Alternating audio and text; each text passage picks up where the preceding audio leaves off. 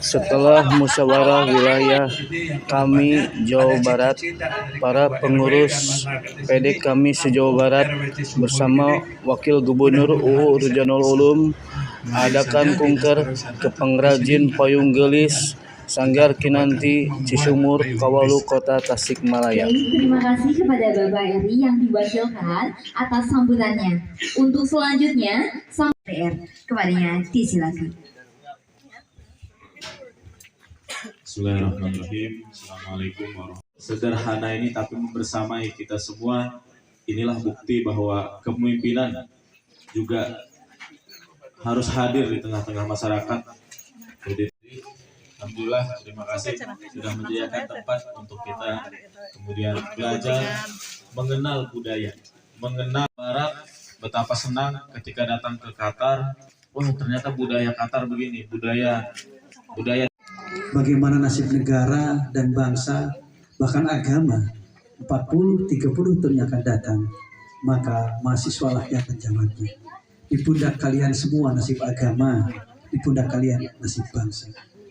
Sejarah membuktikan perubahan negara ini berawal dari gerakan-gerakan mahasiswa. Pemuda adalah sangat berperan.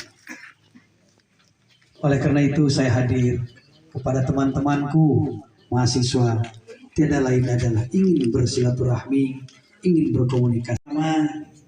Saya berharap karena kami adalah kesatuan aksi mahasiswa, pembedanya yaitu Muslim.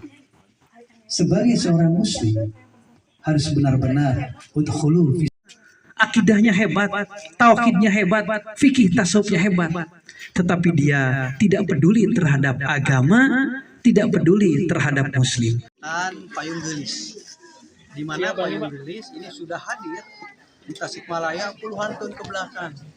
Bapak saya sudah cerita kalau hujan dulu di saat pakai payung gelis katanya suka sobek gitu. Karena dulu payung gelis dari kertas ya Pak ya, tahu benar kan? Itu dulu, tapi sekarang katanya sudah diganti dengan pakai kain, sudah lebih bagus lagi.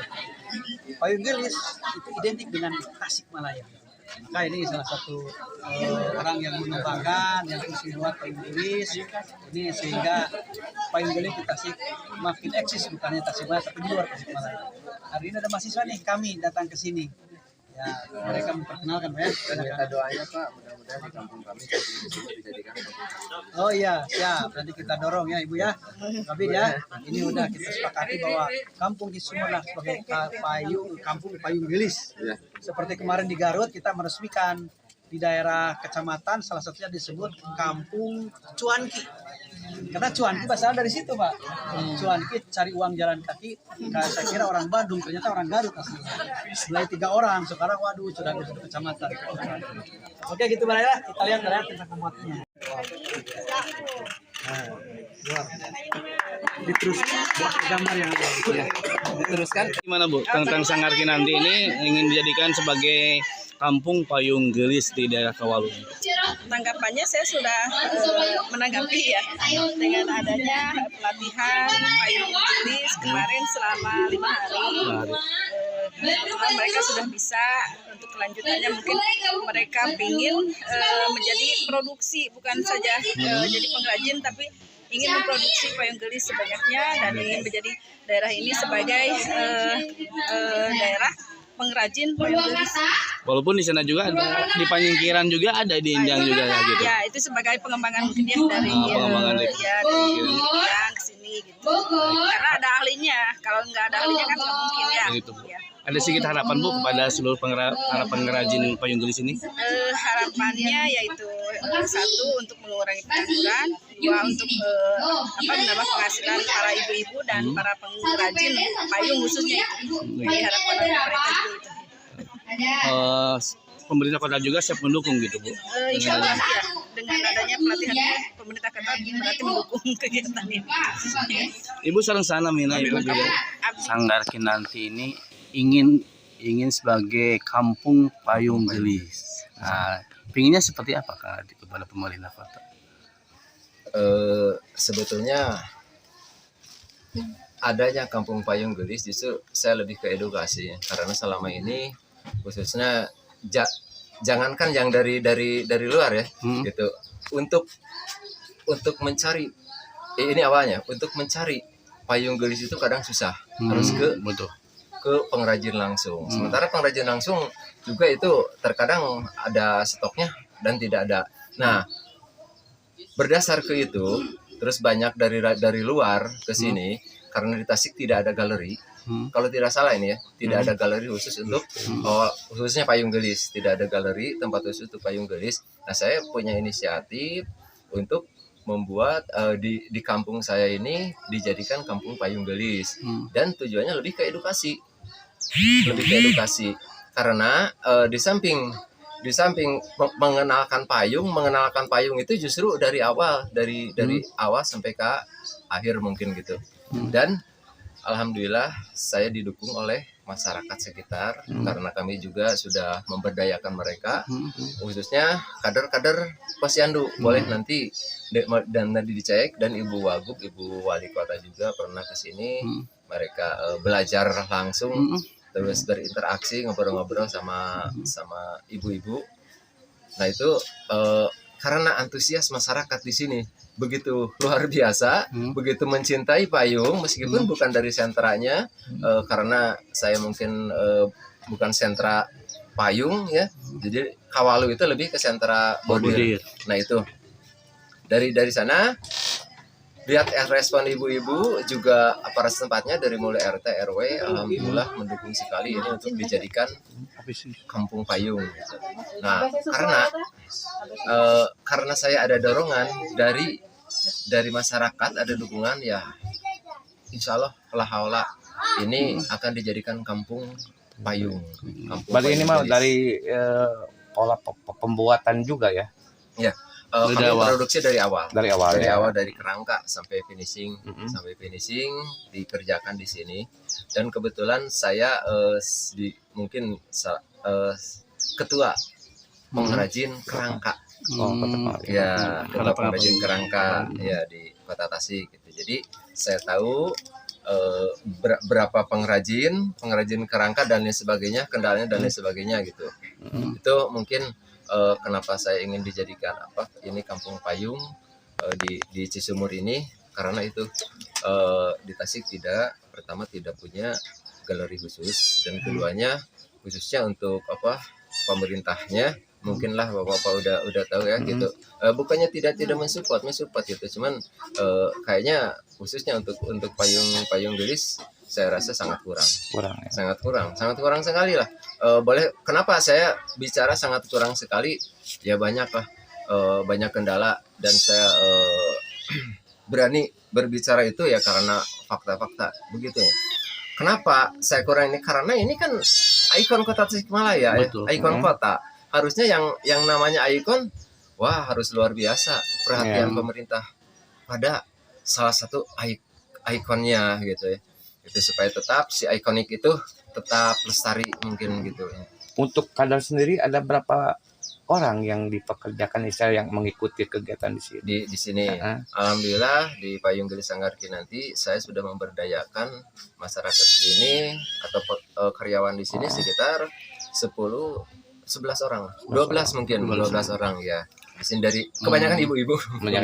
Ibu-ibu ya. Untuk pemasaran sendiri kan payung gelis gimana kan? Untuk pemasaran selama ini kalau saya pribadi Sanggar Kinanti itu tidak ada masalah, karena selain dari online saya juga sering ikut pameran festival payung itu kan, yang rutin itu festival payung Nusantara ya, itu rutin diadakan dan saya suka ikut, dan alhamdulillah saya juga salah satu mungkin UMKM binaan Indag dan BI gitu ya. Mereka suka mensupport gitu ya. Bukan berarti tadi saya katakan kurang support sekali gitu. Suka ikut pameran dan sebagainya.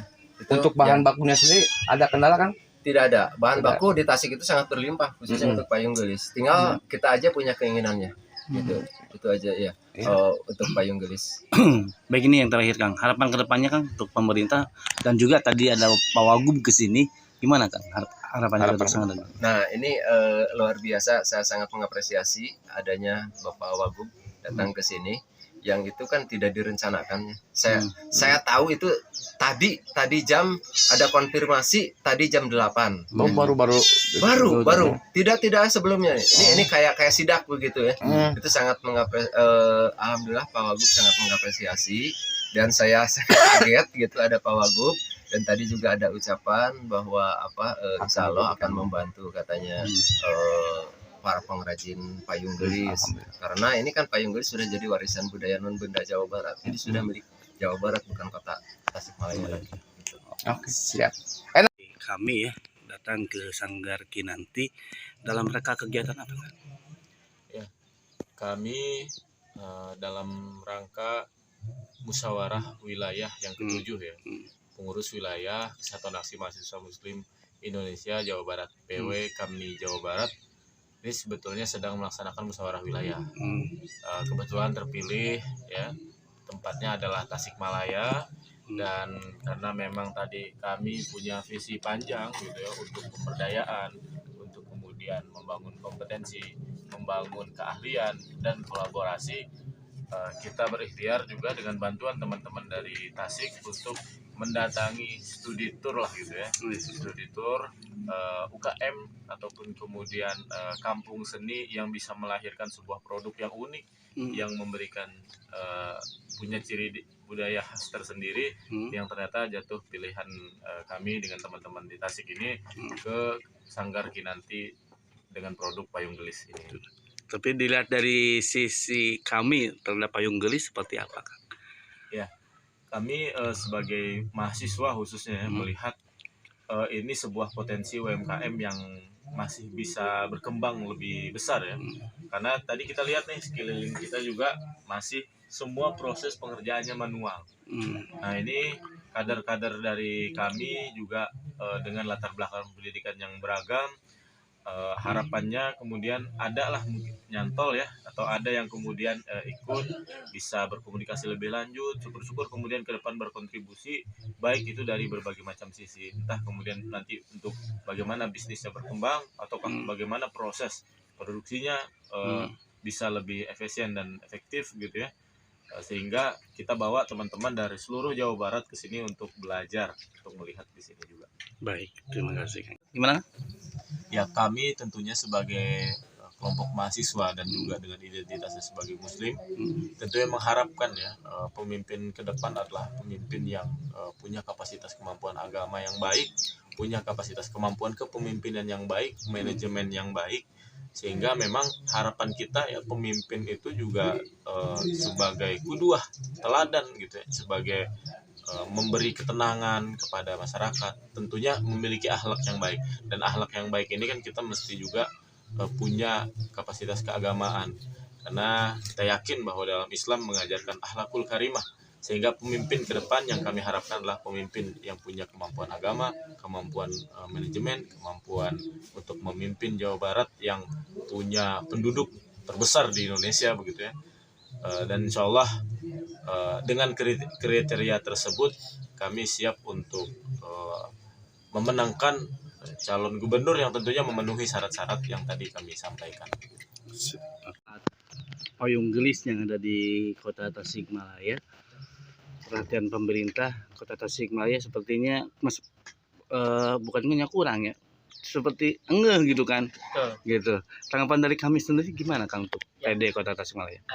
Kami juga sekarang dengan momentum musyawarah wilayah kami Jawa Barat itu juga hadir ke tempat ini, salah satunya ingin mengupayakan untuk mempromosikan salah satu destinasi wisata Tasikmalaya yakni pariwisata yang menjadi ikon ciri khas Tasikmalaya seperti itu.